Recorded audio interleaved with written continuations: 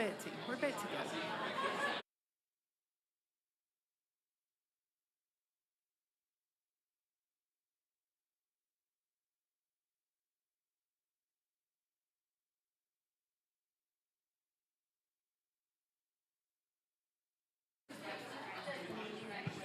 She wants dinner.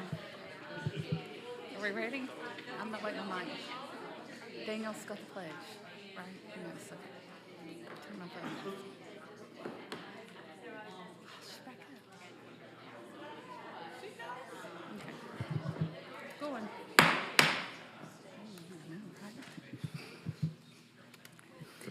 Welcome to the Board of Education's August 1st, 2022 work session.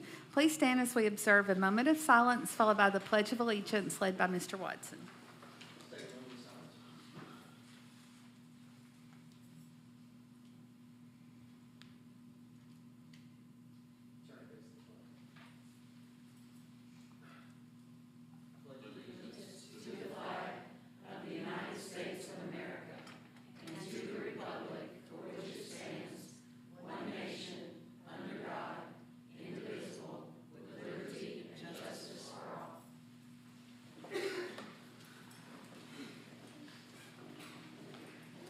Thank you, Mr. Watson. Superintendent Reiswick may have some comments during his superintendent's report, but on behalf of the board, I would like to welcome all of our teachers back to the classroom today. And we're just all, I know, hoping and wishing for an amazing school year for everyone. Are there any requested changes to the agenda? Is there a motion to approve? So motion by Ms. Horn, a second by Mr. Watson. All in favor say aye. Aye. Any opposed? Motion carries. Superintendent Reiswick. Thank you, Madam Chair. And members of the board, I have a few brief updates since our last meeting, which I think was just last week, but I have 2 pages of updates, so a lot must be getting ready to happen or has happened. So it's an exciting time of year as we prepare for the start of a new semester on August the 8th. Today was the first day for our teachers to return to the building, as Ms. Christie said. I know they're working hard along with the other staff to get everything ready for our students for next Monday. It's hard to believe, next Monday.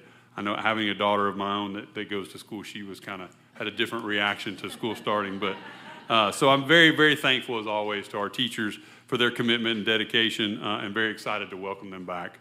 I know tomorrow we have our District Learning Day trainings, and I'm going to try to stop by a couple of those and excited just for that development they have as well. I was pleased today to attend the ribbon cutting for our brand new Lonsdale Elementary. I know lots of you were there as well. It was great to be there. Just let me say the new building is impressive.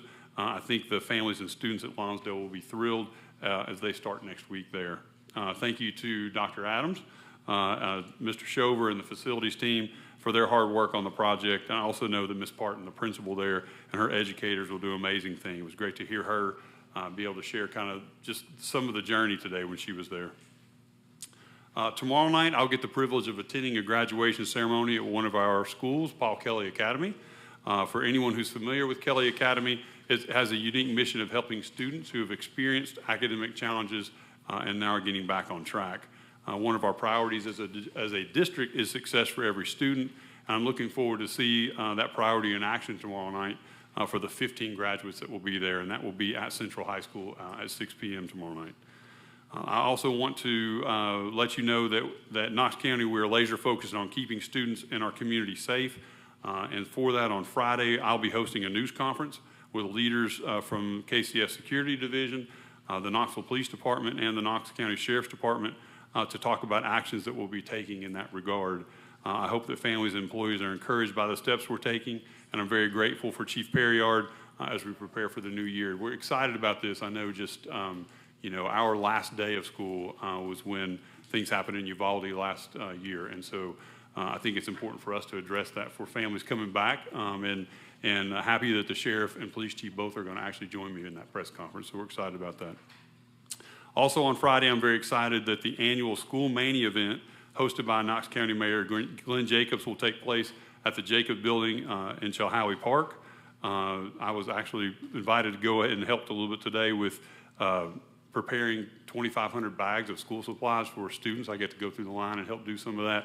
I'll tell you, it's great to see our community come out and just, no matter what people's differences are, the fact that we can come together over our students is an exciting time of year. And something that I noticed in that process was they said they really asked people to donate kind of name brand stuff just so that kids have some really high quality things coming in, and what's in those packs is really neat. So again, appreciate that from our community, also from our mayor for taking that lead. This free drive-up event is scheduled for families to pick up school supplies, and more information on our website, www.knoxschools.org, and it will be from 3 to 6 on Friday at the Jacobs Building in Chilhowie Park, and it is a first come, first serve. And then finally, I will say this too, Mayor Jacobs has been a great supporter of Knox County Schools, and I do want to thank him for that. He was at the ribbon cutting as well as Mayor Kincannon this morning too. Finally, I do want to remind everyone one more time that school begins on Monday. It'll be a half day for our students on August the 8th. I'll be out bright and early at Lonsdale Elementary. I'll be making additional visits, so if you see me in a line, drop by and say hello. If you see me in a car line, my goal, my schedule is, I think we have 15 schools we're going to visit in the first week, try to hit 3 in each region every day, and so we're really looking forward to that. And Madam Chair, with that concludes my comments for tonight. Thank you. And we have an Esser report tonight. I believe Ms. Kelly is here.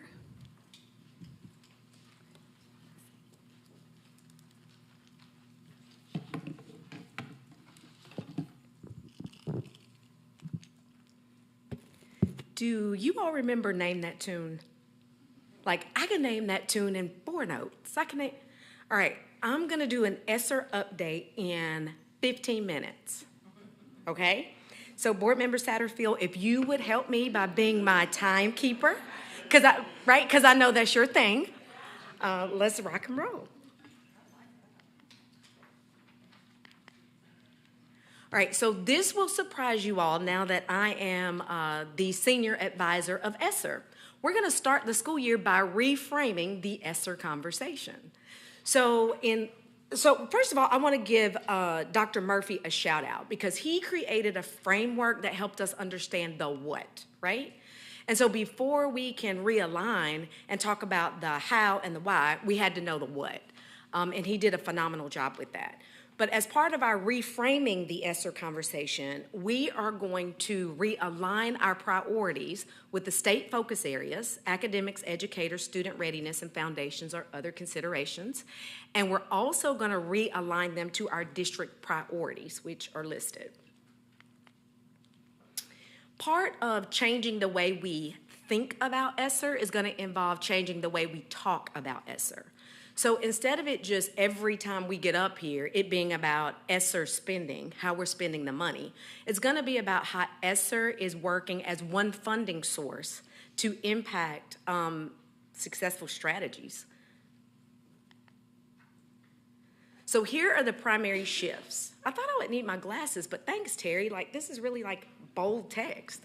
So we're going to shift from, and I alluded to this already, Esser updates only, to we're going to talk about progress towards our district priorities. We're going to shift from just priorities to focus areas. And the focus areas came from the state. They were on the previous slide.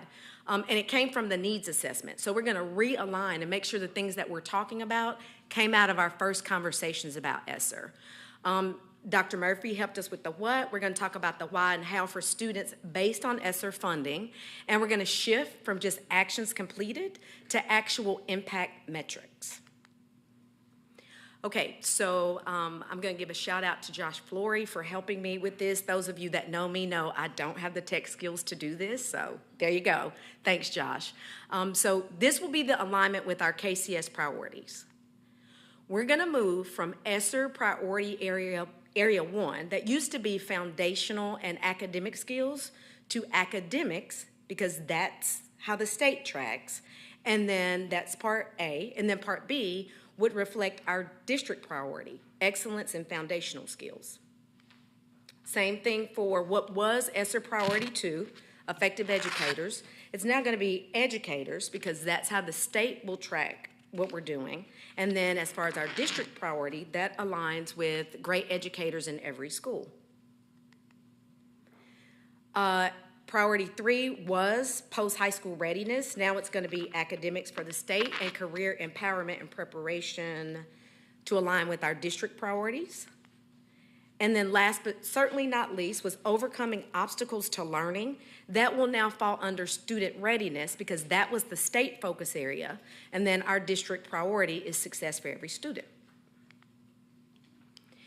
Who will be our new priority owners, our new priority area owners? All right, I didn't put their pics up here for you all because obviously they're in the room, but we're going to recycle this and have it be part of our newsletter. So for our parents and community members that can't put names with faces yet, we'll help them out.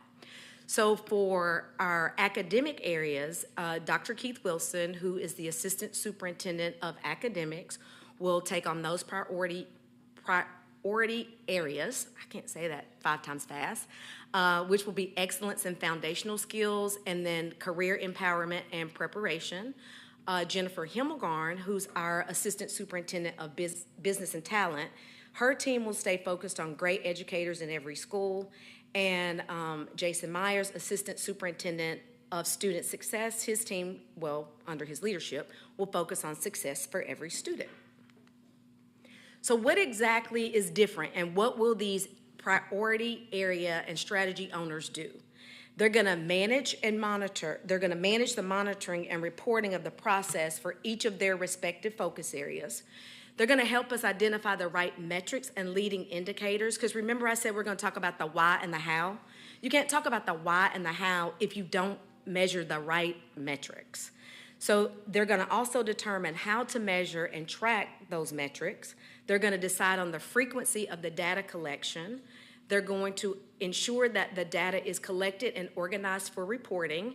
And yes, I know I have a reputation in the district of being a warm demander, so I am counting on them to do that without a little nudging.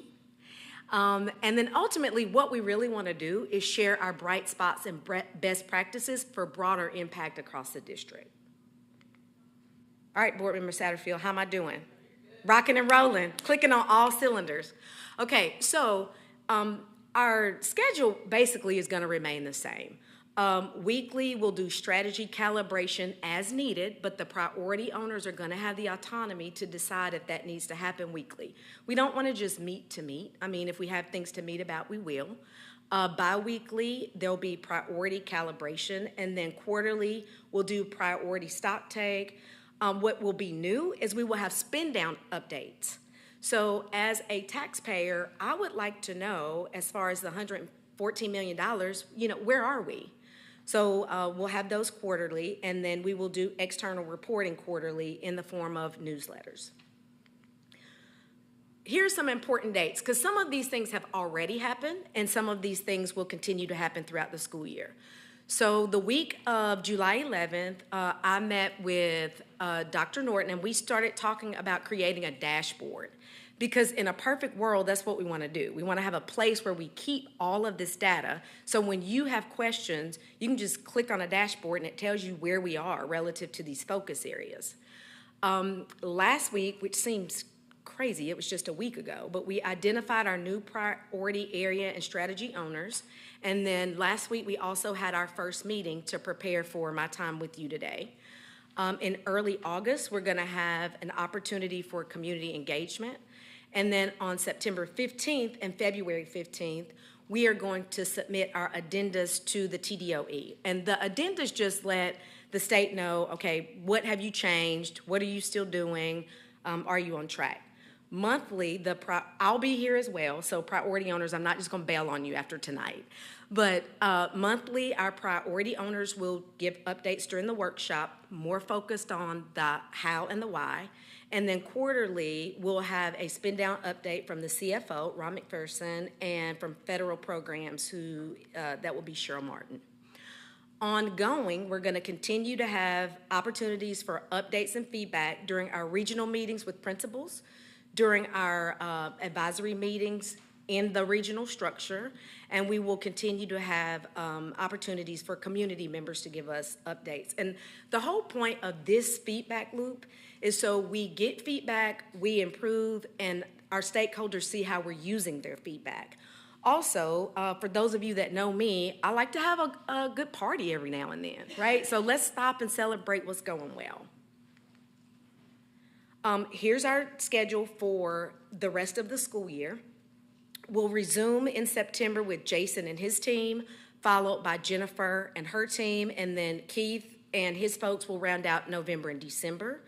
Ron and Cheryl will give us a spin down update, and then the cycle will start over again with Jason, Jennifer, and then Keith and his folks will round out the year. We'll have our first newsletter with all of this information that I'm sharing tonight included, and we'll get support from Carly and the public affairs team. So thank you in advance, Carly. So those are our newsletter update dates. And, all right, y'all know I'm all about a little football time in Tennessee. Well, it is Esser time in Tennessee. And I found this quote from Thomas Edison. So here's my hope, that we don't fail 10,000 times. But I want to thank you in advance for your grace, because we will have some failures. That's part of this process. But what we hope to glean are some best practices that will help us move the needle further, faster for students. How long? And because this was informational in nature only, I did not have a Q&A slide. So, Madam Chair, I will turn it over to you to talk about the agenda for your upcoming meeting. All right. Thank you.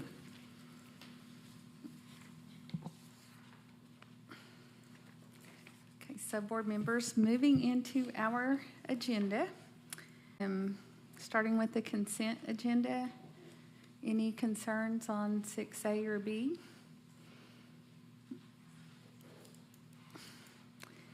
Item C.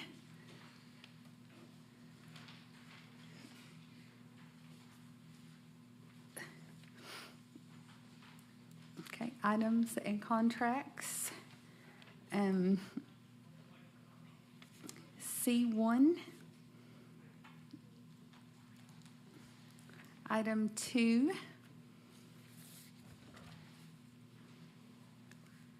Three or four.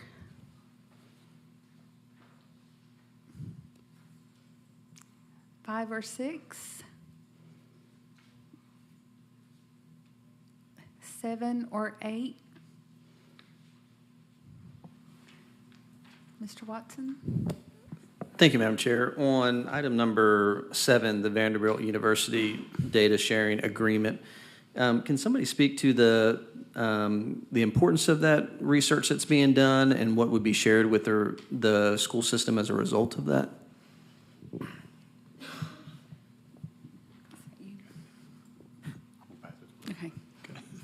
Thanks. Thank you, Mr. Watson. Thank you, Madam Chair. I'm going to have Dr. Norton speak to that, please. Thank you. So this is a study that Tara is doing on existing data that they have around principals and principal retention. The questions that they are seeking to answer are what are the characteristics and backgrounds of Knox principals and assistant principals over the last 5 years? What's the distribution of markers of principal effectiveness? And what are the patterns in principal placement and turnover in Knox County schools? So the hope is that that data will actually be really helpful as we think about how we plan for principal supports, principal professional development, and sort of what our principals are experiencing here in Knox County schools. Thank you. So there will be a final report that is delivered to us. It'll benefit the University of Vanderbilt for their own research purposes, and then we'll get a report that then we can utilize and make shifts off of. Yes, sir. Yeah, thank you. So any more questions or discussions on that item? Okay. Item 8 or 9. Moving on to board policy, 7A or B.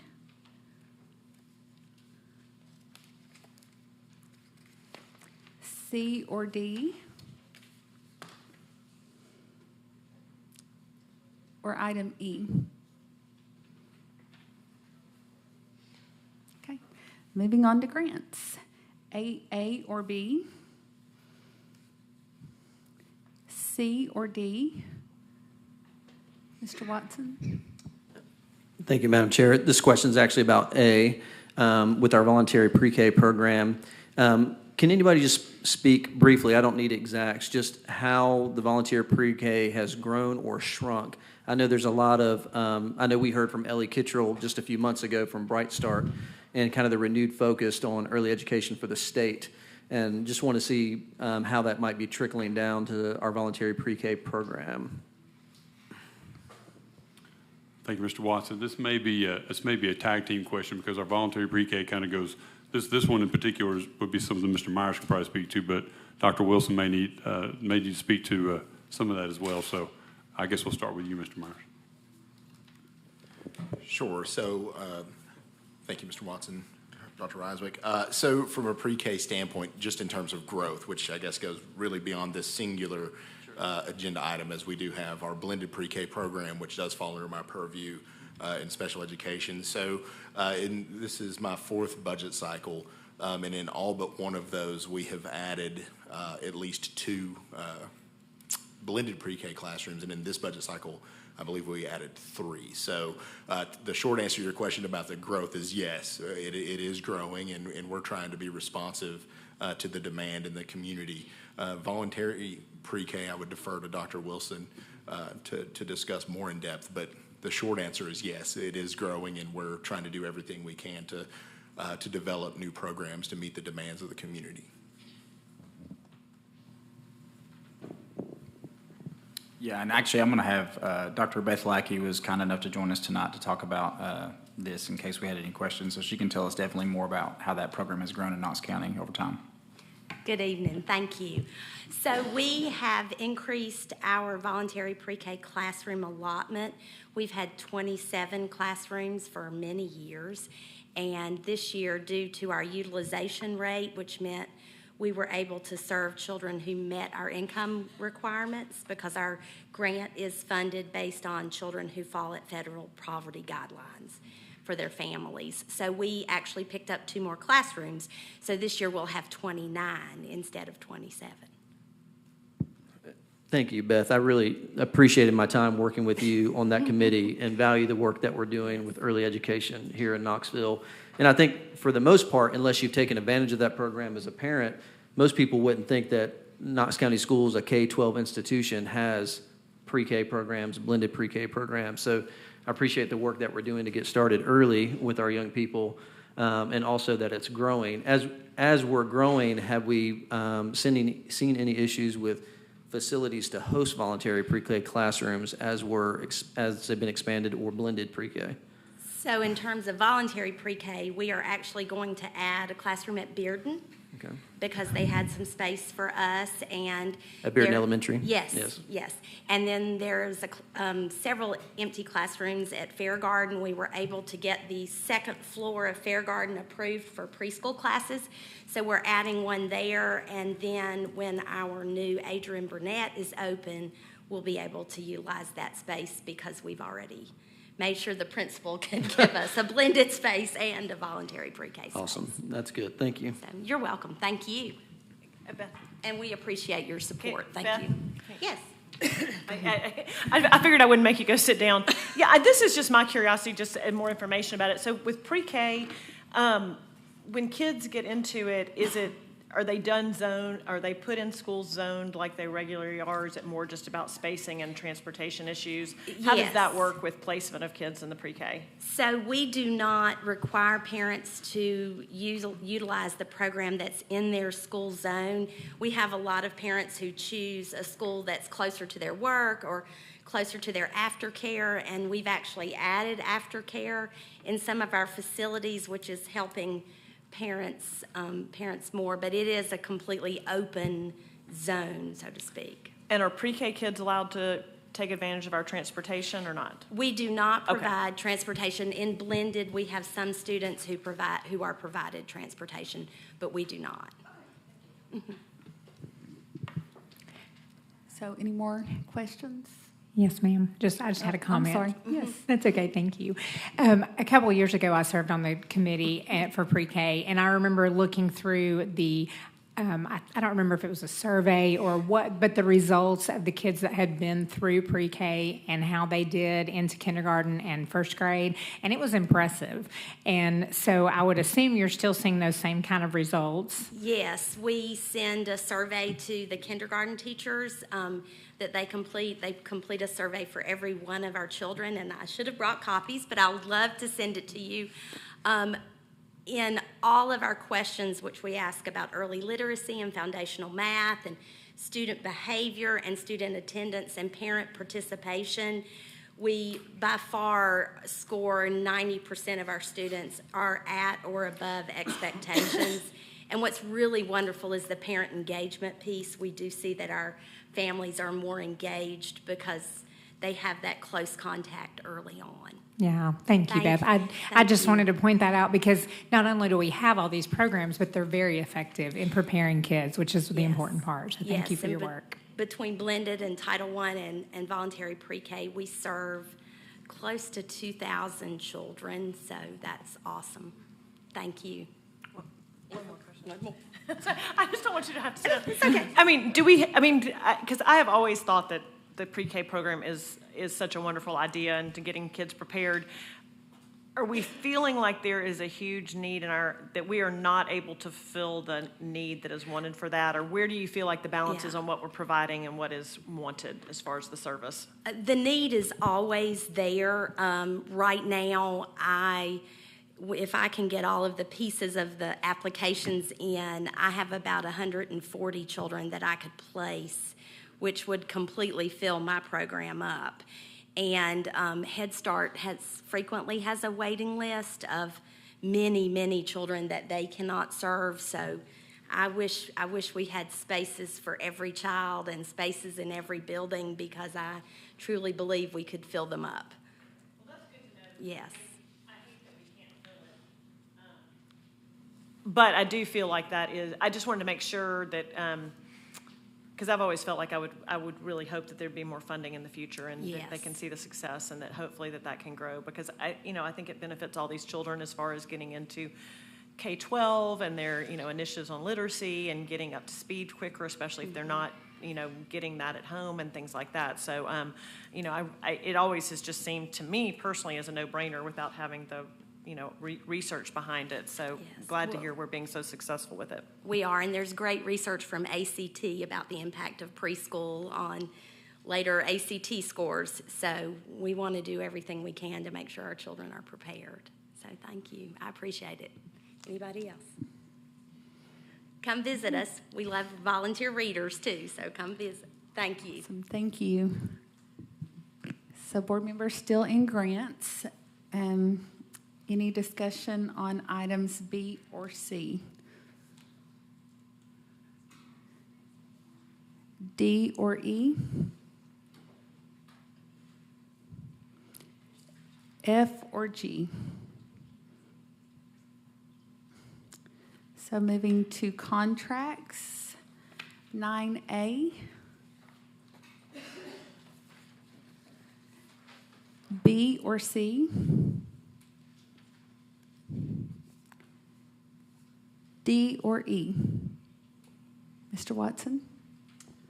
Thank you, Madam Chair. Related to D, the contract with SHI, so that contract has to do with an RMS system for our security department, and I've asked Chief Perriard to come out on Wednesday night and just share with us some more context about that. I think it's important as Chief Perriard is continuing to get underway with the departmental changes there, and then we also have the new Chief of Police with KPD. And I know the announcement of what we're doing on Friday and some of the changes we're trying to make. I think it's just important for the board to understand how when we get these proposals in front of us for systems like this, how it kind of fits into the broader vision and how these things impact one another. So Chief PR is going to be with us on Wednesday night to be able to address some of that macro level vision and can speak specifically to how this contract would help support that work. So.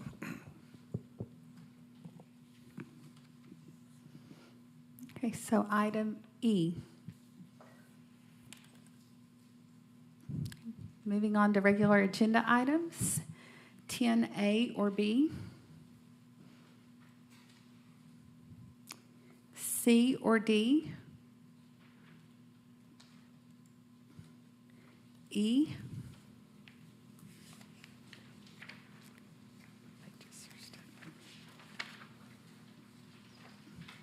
Ms. Babb? Yeah, I just feel like I need to disclose, and I talked to Mr. Dupler about this earlier. I didn't realize it until I started reviewing this, that I do know one of the owners of the property being sold, so I might recuse myself from voting on this. I don't, like I said, I didn't even realize it until I did it and actually had to call the person to make sure it was the right person that I knew. But anyway, I just felt like I did need to disclose that. Mr. Watson? Thank you, Madam Chair. Dr. Garfield, or Dr. Adams, Garfield Adams, all the things. I know you weren't here when this was being negotiated, but, and this is valued at about we're paying about $100,000 an acre. Can you speak to, just vaguely about the value of that? Are we getting a good deal on this piece of property? So I can't speak as far as the monetary value, but what I can say is this: the properties that they looked at prior to signing a contract with this particular property, the land was not of good use, and there were some other issues. Doug, I'll call you up here. I know we just recently dug some of this up, and this predates Doug as well. But correct me if I'm come on up to the mic. But I had him do some digging, and basically it was the best option out of 3 options we had. Mm-hmm. There were a number of pieces that were, and again, this predates my involvement with Knox County as well, but had some follow-up conversation with Mr. Oakes, Mr. Dillingham, and that there were other pieces of property that they had looked at that either from a topography standpoint weren't good for the development of a school campus, were properties that were already being discussed for residential development in that area, or owners who simply had no interest in selling their piece of property. Yeah. Thank you. The reason I'm bringing this point up with this contract isn't about this particular contract, but as we all know, the housing market and the development world is getting pretty crazy, and costs are going up everywhere for all kinds of things. And I just think it's important for the board, for you all to help the board understand over time how the shifts in the market might be impacting having impact on us as we look at land acquisition. I know we've talked a lot about rising construction costs, and we understand the impacts of that, but as we seek out land in the future, it'd be good to understand, how is the market shifting on that and how is it impacting Knox County schools. So that's why I bring it up. It's not about this particular contract, but I know I'm in conversations all day in other sectors about, the trickle-down effects, and I think it's important for us to understand how it might be impacting us at Knox County schools. So. We've got a copy of an appraisal that KCDC completed for the piece of property that we're bringing to you to potentially purchase. Yep. We'd be happy to share with the board. Great, thank you. And Mr. Watson, along those lines, I did get with Mr. McPherson, and we are looking at doing a quarterly update. And so basically we can compare what it looked like 5 years out or 5 years prior. So that's something that we're really looking at because it will change significantly our budget from year to year as far as operations. Thank you. I appreciate that. I know in the business world and what I do for a living, we built a building that was 9,000 square feet just a few years ago for $1 million, and now we're looking at a 6,000 square foot building for $2 million, right? So costs are it's impacting everybody. So, yeah. To that point, I appreciate you sharing that. To that point, that's one of the reasons I asked to meet with Mr. McPherson and look at a quarterly update so the board understands moving forward the significance and difference in cost in land. It will significantly impact our budget. Hopefully we'll see a downward trend, but at least you all would be aware of the trend moving forward. Thank you. Ms. Babb. Mr. Shover, this is probably a question for you. So I know, like, when we did the Northwest Sector School, there was some issues with just the road. I mean, I was actually driving out that road today and how narrow it is. Can you speak to sort of the access of this piece of property? Like, are the roads good, accessible roads that we're not going to have to get into expansion of roads and that kind of stuff to deal with buses and excess traffic, or is that going to be part of the need out where this property is? Thank you, Ms. Babb. We've had some extensive meetings with the town of Farragut as we were talking about this piece of property. The property as it sits, and I think maybe there was a copy of the survey that was part of the agenda, it sits off of McPhee Road. We are going to be building a road essentially from McPhee Road to our site. I think it's about 6 acres worth of land that we have to buy in order to do that. That road will ultimately become a town of Farragut city street. So they have some very specific regulations as to how that road can or cannot be built. It will extend to the end of our property so that should further development go on to the west of our property, there is access to it. So we will be doing that road. There was a traffic impact study that the town of Farragut required us to do to where we are going to have to add some traffic signalization in that general vicinity in order to try to reduce some of the added traffic from the school. Thank you. That's very helpful. Mr. Dupour, did you have something? Oh, thank you, Madam Chair. I just wanted to expand a little bit upon what Ms. Babb was talking about because she and I did have a conversation about that. Ms. Babb, you haven't been involved whatsoever in this transaction up until this point, correct?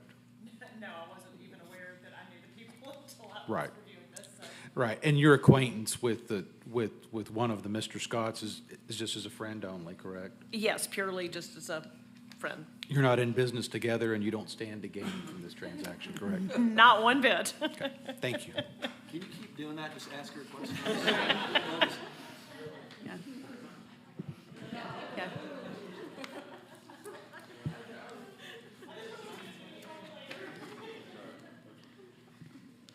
All right. So before we move on to our next agenda item, I think we have an introduction that we somehow missed at the beginning. Well, Thank you, Madam Chair. Actually, I'll take that one. Yeah, I didn't tell Ms. Christie in time for that. But so as we have certain folks who've joined the team, we want to make sure we can introduce them to you.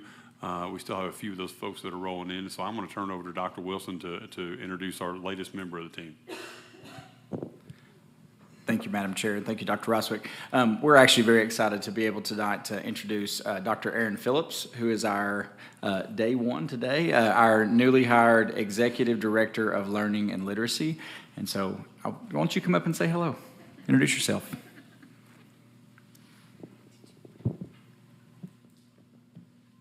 Good evening, Board. I'm Dr. Aaron Phillips. I'm excited to join the Knox County team as the Executive Director of Learning and Literacy.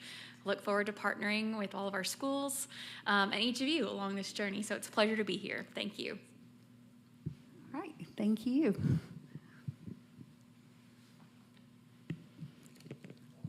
All right. So our next agenda item, I believe this is something you added, Ms. Satterfield.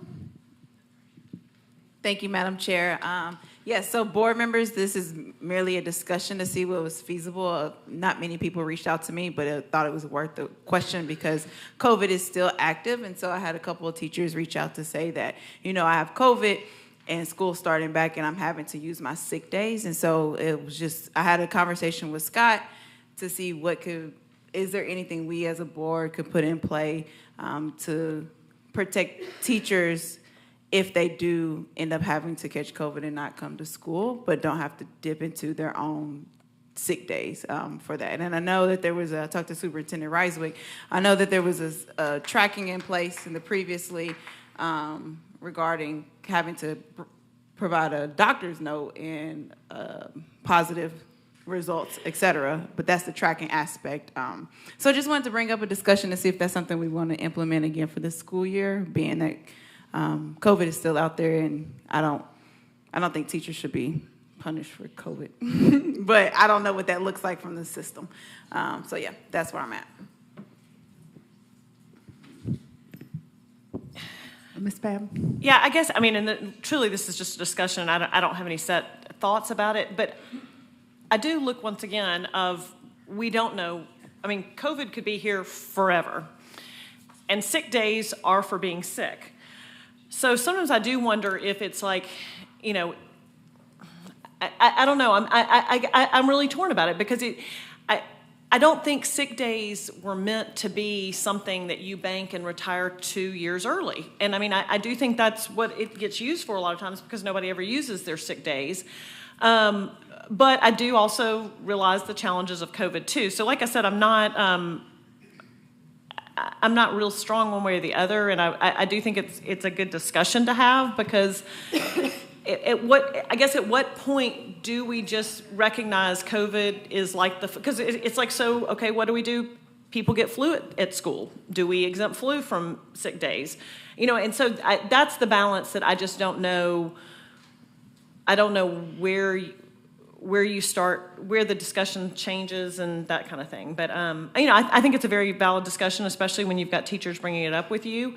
But I'm not sure how to handle it at this point. Mr. Watson. Thank you, Madam Chair.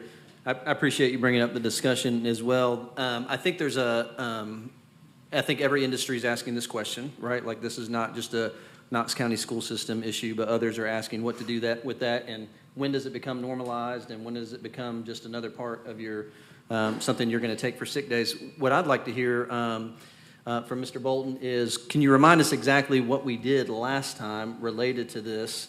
And then also, do we know, and I don't know currently, what's being recommended in terms of if you do get COVID, what the quarantine time is and things like that? Because I think that's why the question is arising, because I know if you get a cold right now, you could choose to go to work or not, right? I mean, I know sometimes I get a cold and I go to work and I'm like, no big deal. But if people are still being asked to quarantine and it's having a disparate effect, I think it's important for us to know what that current landscape is, which I don't know. I think Ms. Himmelgarn. Ms. Himmelgarn, and do you have knowledge of what we did in the year past? Yes, Madam Chair, Board Member Watson. Last year, it was in September that the board approved up to 10 days of COVID isolation leave to be supported by a doctor's note. So that naturally shifted to closer to 5 days once the recommendations changed. The current recommendations, depending on circumstances of the individual, of course, are isolation for 5 days from symptom onset, and then potentially mask wearing for the additional 5 days, depending on the advice of the doctor. So that the policy did not change, so the leave was for up to 10 days, but the usage changed based on doctor recommendations. And that expired on June 30th of 2022. What specifically expired? The COVID isolation leave of up to 10 days. So the board approved it. Right, our policy. Okay.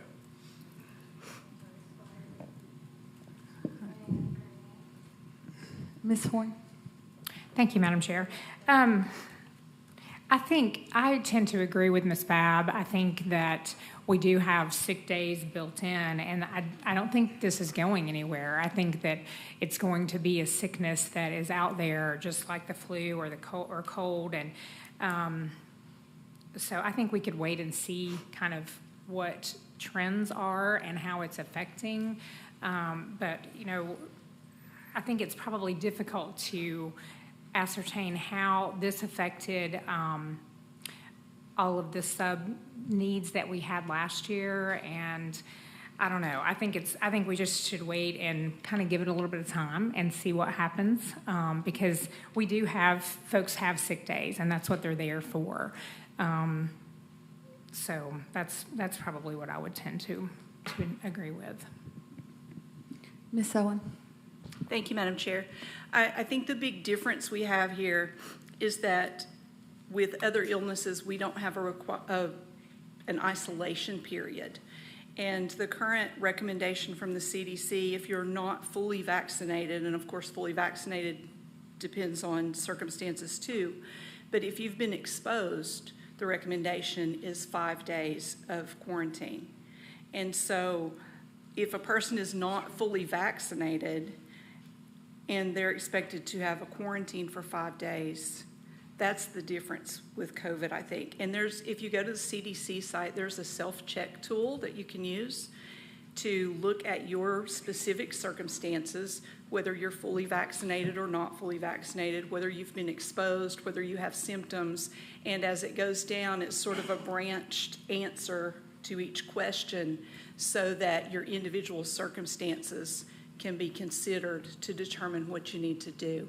So I think that's the main difference, is that if someone is exposed, especially if they're exposed at school, then they need that time. The other recommendation that I most recently saw, which was a week ago, was not to test immediately, was to wait several days before testing. So that's also another reason a person might need to quarantine. So I think that's our big difference with that. We also need to remember that our teachers only have 10 sick days a year. So even if they were using additional days, they only have 1 day a month that they can use for sickness. And I'm going to say all of us women sitting here know that 1 day a month might be very significant at times.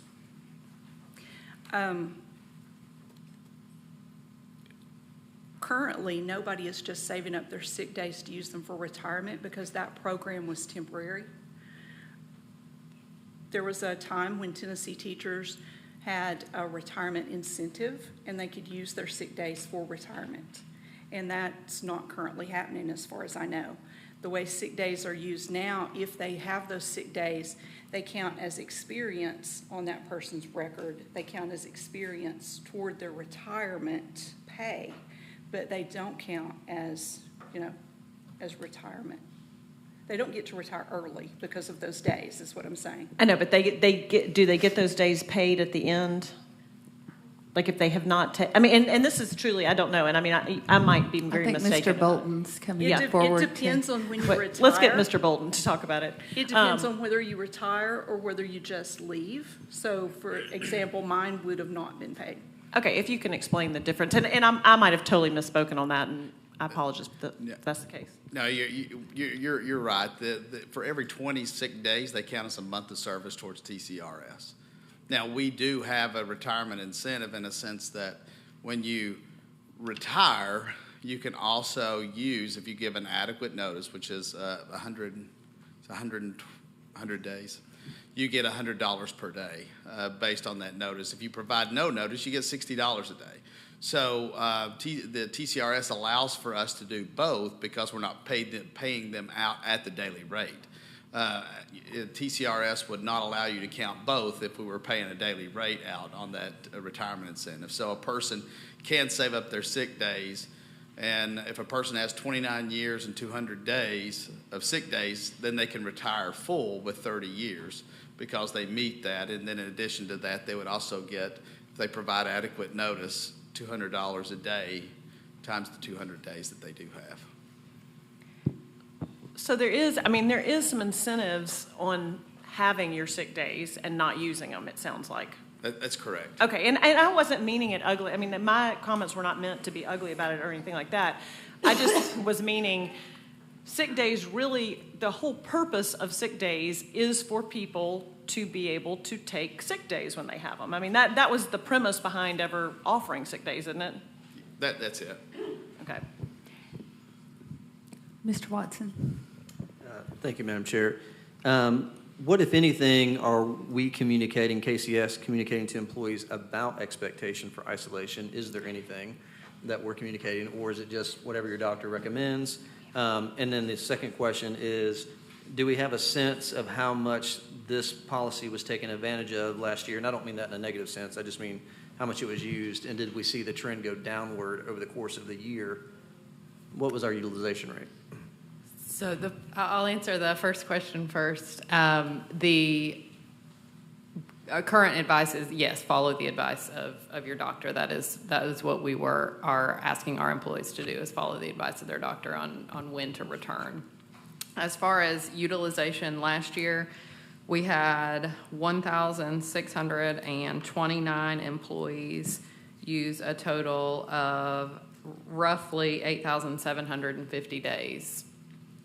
The utilization did go down the second half of the year, not number of employees, but number of days, because each request was required to be supported by a doctor's note, and those doctor's notes were for less days closer to the end of the year.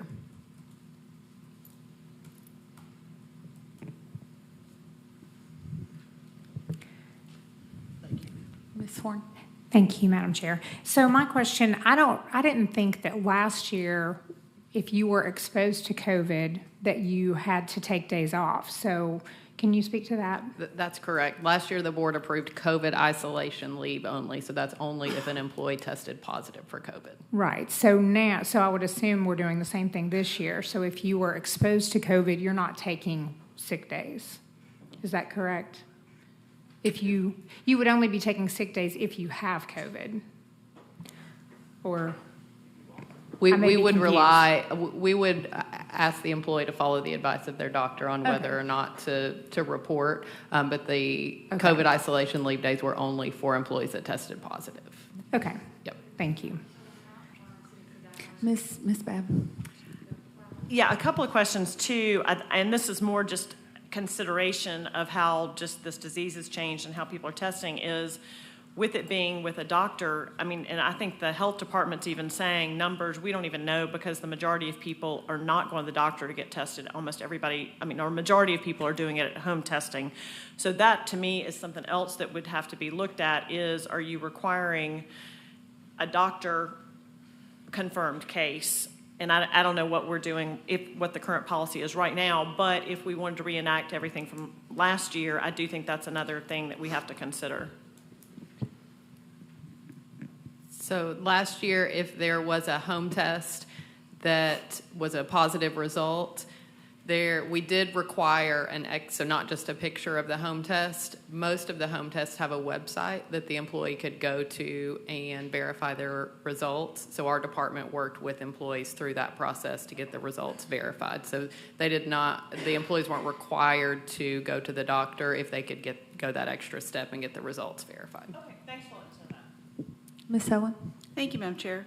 Has anybody talked to the health department for their recommendation?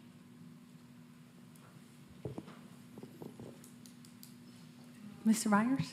Thank you, Madam Chair. Ms. Owens, yes, I've been in conversation with Roberta Strum from the Health Department. She's the chief epidemiologist there.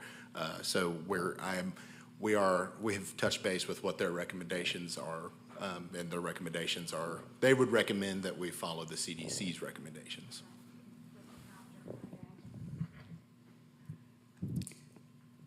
So I guess I have one question, I guess, for you, Ms. Himmelgarn. So when we did this last year, just to clarify, so we did 10-day. I guess my question is, was there a maximum amount of days an employee could take for COVID? Because I think we're now at a point where people have had it or are getting it multiple times. So I would be curious about that. Did we limit it to 10 days last year or? Yes, Madam Chair, we limited it to up to 10 days for one occurrence last year is what the board voted for. So the 10 days the up to 10 days were to be supported by a doctor's note, so it was what the doctor was putting for the days out, and sometimes that would depend on when the employee was tested, how far into the symptoms. For one occurrence only, we did have a few employees who had COVID twice in 1 year, so it was only approved for one occurrence. We did let the employee claim the COVID days for the occurrence that benefited them the most, though. Okay, that was my question. So, is there any more discussion or questions on this item? Okay. I do. I'm Are there sorry. Esser funds that could be used to cover that?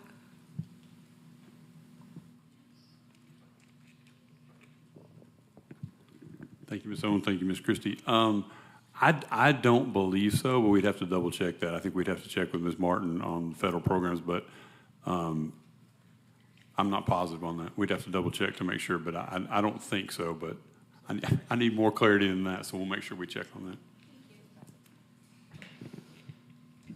Mr. Watson? Ms. Owen, is the question, can Esser funds qualify for that, or do we have excess funds? Do we have Esser funds that could pay for those days? Yeah, so I think it's really kind of a two-part question. Can Esser funds be used for that? Which I think it can, but then the question would be,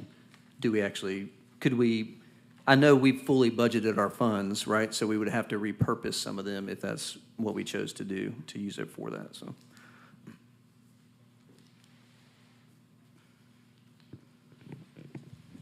Okay. So no more discussion on that. Ms. Satterfield, do you want to do a superintendent evaluation update? Yes, so our next item, discussion of superintendent evaluation timeline. We do have a public forum speaker. So if you can come and speak on 9. If you can come, state your name, county residence. Lance, you. Is that what you're speaking on? 9D? Oh, you're not doing. Huh? You want after the discussion? Oh, okay. Okay, cool. Sorry about that, Lance.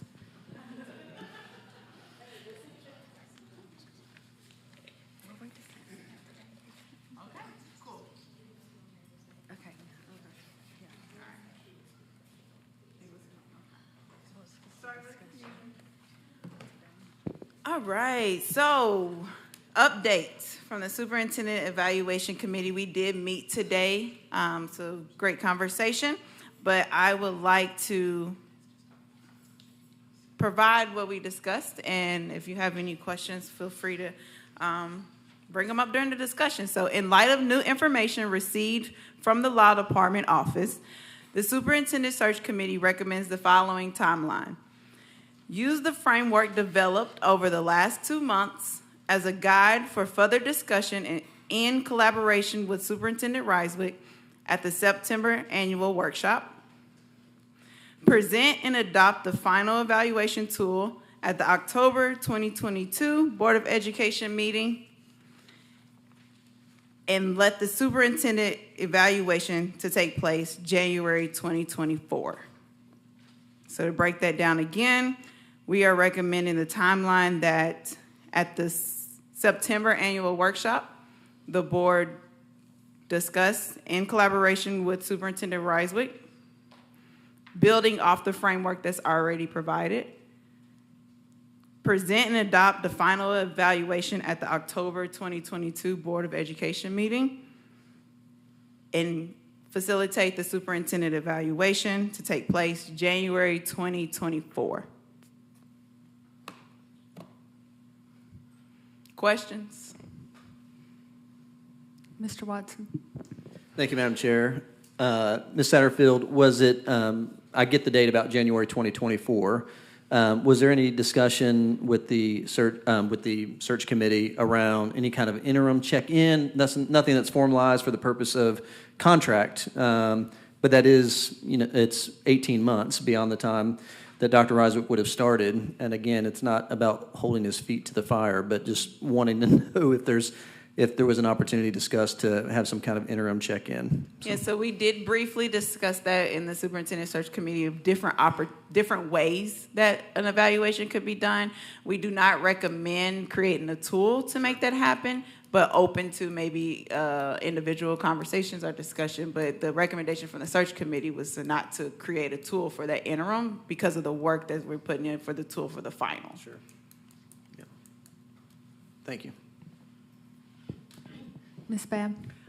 Yeah, I was sort of thinking the same thing, that's a long time, but I think it could be just to definitely maybe, and I think this is a discussion for y'all to have in September at the workshop, is to have a definite set that every board member do have a check-in with Dr. Reiswick, just to have an informal thing, because I think it's important for him to know. I mean, I think it's kind of like we talked about this with our lobbyist. I mean, it's like if you wait a year and a half to go, oh, you're not living up to our expectations, we don't want to go a year and a half to give that feedback to our superintendent. So I think it's fair to him, for him to hear from us that he is either doing as we expected, or if not, he needs to be hearing it. And I think, I know Dr. Reiswick's already doing a good job of setting monthly meetings with us, but I think that having the formalized, this is a check-in to really do a midpoint review would be a great idea.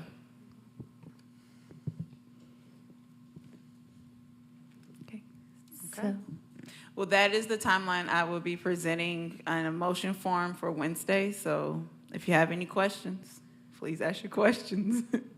But yeah, thank y'all. all right, so public forum. Now we're ready, Les. I apologize about that. Please state your name, county of residence, and you have 3 minutes to speak. Lance McCold, Knox County. I wanted to bring your attention to this contract with SHI International. I had hoped that we would hear from Mr. Pierre Yard tonight, as Mr. Watson noted, this is a part of a RMS resource management system that Mr. Perriard has proposed. And there's a lot of, I've talked to him about this a couple times, and it seems like a neat idea. As he explained it to me, they want to be actively tracking social media and other evidence that a kid may be going in a dark way that might lead them to become a school shooter or something like that, and then intervene to redirect them into a more positive direction, which sounds like it's a smart thing, both in terms of preventing trouble and also keeping kids out of the legal system, interdicting them before they really get into trouble. The concern I think we all should have about this is that there's going to be a lot of very confidential data that's on this resource management system. And we know from previous reports that there's leakage of information from SSOs to SROs, and there can be leakage of students' information to other people in the community. When this system is built out, there's going to be a lot of highly confidential information, private information that shouldn't be exposed to anybody. Another concern is that while Mr. Perriard's intentions are excellent to provide the support a kid needs who's heading in the wrong direction, I don't believe Knox County Schools has got the capacity to provide that support. And you know, it's going to be, if this actually builds out, it's going to be people who are, it's going to be turned over to the police because we don't have the capacity to provide the introductions, or at least I don't see it. And maybe there is, but we better be sure we have it. Another thing we should be thinking about is that there's going to be false reports. Somebody, you know, one of your kids perhaps will be told, will have a report that you has guns and are planning to do something terrible. And do we have the personnel to filter those to tell the truth from the lies? And lastly, we're going to turn up a lot of kids who are thinking about suicide, and are we going to be prepared to intervene to prevent the suicide? Once we've got that information, we've got to act. Thank you.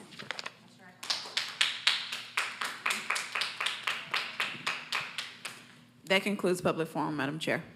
Okay, so moving on to board forum, Ms. Owen. Madam Chair, I have a couple of things this time. First, the Teacher Supply Depot was able to have a special opening for new teachers this year. It took place last Friday as part of the New Teacher Academy. It was the first time we've been able to do that for our new teachers. And Carly tells me that around 275 new teachers were able to participate. So they were able to go through and have brand new supplies for their classrooms, fill up a buggy of notebooks, pencils, whatever they needed from the Teacher Depot. And just as a little side note, if one of those outgoing cargo vans, it could replace the van they're using at the Teacher Depot, that would be a great thing to look at. So, you know, keep that in mind. The other thing I'd like to talk about very briefly, the Tissa rulemaking hearings were last week, and I took the opportunity to go to Nashville and give some comments. If someone else would like to give some comments, the last day is tomorrow. So to submit public comment, the department encourages all Tennesseans to provide feedback on the department's proposed rules for the Tissa Act. The deadline is August 2nd, 2022, and comments can be sent via email to tisa.rules@tisa.rules@tn.gov. Okay, so if you would like to submit comments, you can do it at that email address, or you can go to the website and submit comments there. Basically, most of the people who commented talked about, we all talked about pie. We all talked about that you can't just have a pie and put it somewhere else and have enough pie suddenly when it's the same pie. So that, you wouldn't believe how many people commented about pie. We also talked about the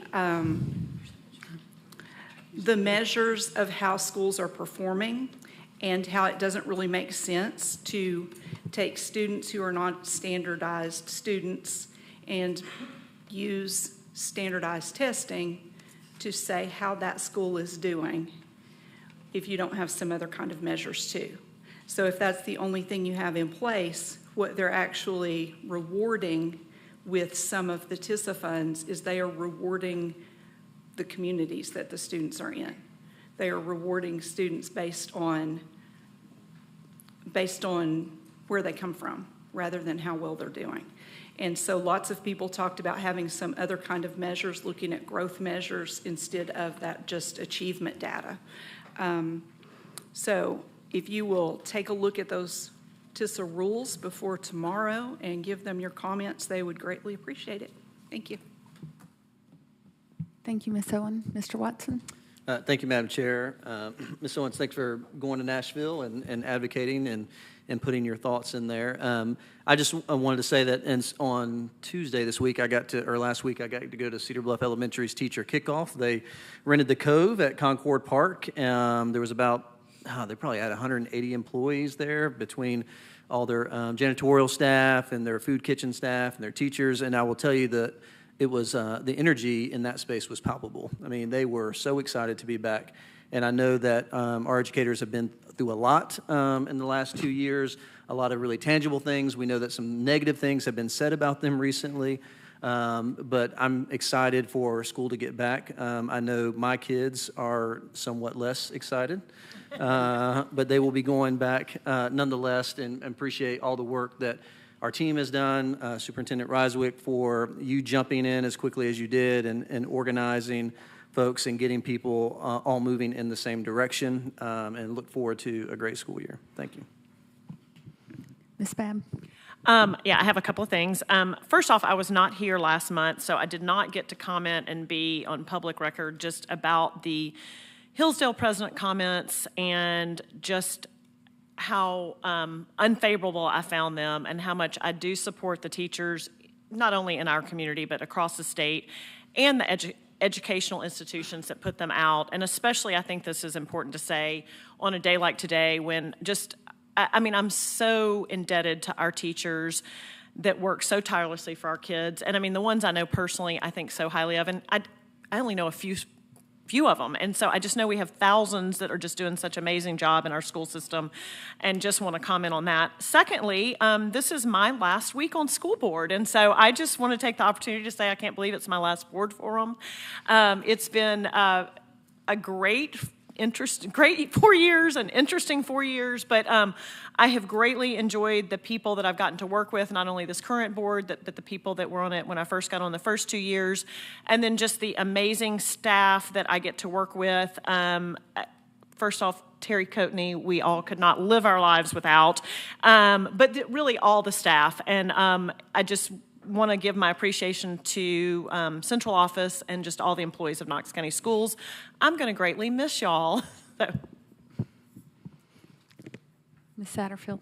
Yes, I just want to acknowledge again Lonsdale's new school. After leaving the ribbon cutting today, I just sat in a place of gratitude, just knowing just 4 years ago we were letting kids out because of carbon monoxide, and now they're going into school, in a brand new school. So all of the stress from that year didn't even matter when we were there celebrating the opening of the school. So thank you all for doing the work. Thank you to the board for making that happen. And I'm looking forward to the other schools that are opening up soon as well.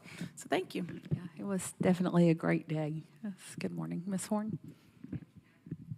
Thank you. It was a great day, and it was a great to be able to see that come full circle in your length of time being here was amazing and awesome. So, and I would just like to join with what's been said about our amazing educators, and hope everybody has a great week back and a great school year, and just looking forward to welcoming teachers back, and also just getting kids back in the classroom, and hope that everybody has a great year and that it's a calmer year for everybody. Ms. Henderson? Thank you, Madam Chair. I just want to echo how excited I am to have our educators back. I heard from several today that we're just excited to be back, and they can't wait to welcome our students back next week. So I'm really excited. I truly believe it's going to be a good year. And I'm excited for you, Dr. Reiswick. Your leadership is just going to be amazing this year, and I'm really excited to see that in action. So it's going to be a great year. Ms. Bounds?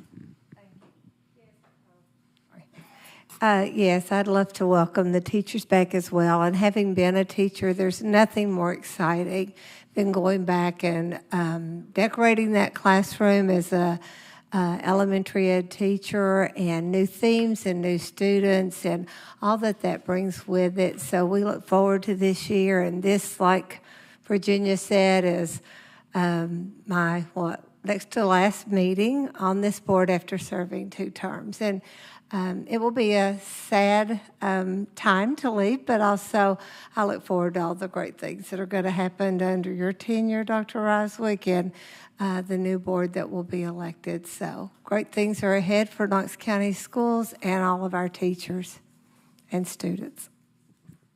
Thank you, Ms. Bounds. Mr. McMillan? Just one comment. I, as well as others, welcome all the teachers back. It is, as Ms. Bounds said, it is a fun time. It's a fun time for kids. They haven't seen some of their friends and, all summer, particularly the younger kids. And I used to work for a guy that said, you never have any serious behavior problems the first 2 or 3 days because they're excited to see their friends and everything. And there's some truth to that. But anyway, beyond that, I'm excited about Dr. Reiswick's leadership that he's providing. I think that he will take us to places we've not been. I think people will be surprised when they look back, in a couple of years and everything. And I just hope that everybody, every student can reach their full potential, whatever they're attempting to do. And that goes for athletics too. And I hope people in the community will come out and support their favorite athletic team. Thank you. All right, that concludes board forum. Meeting adjourned.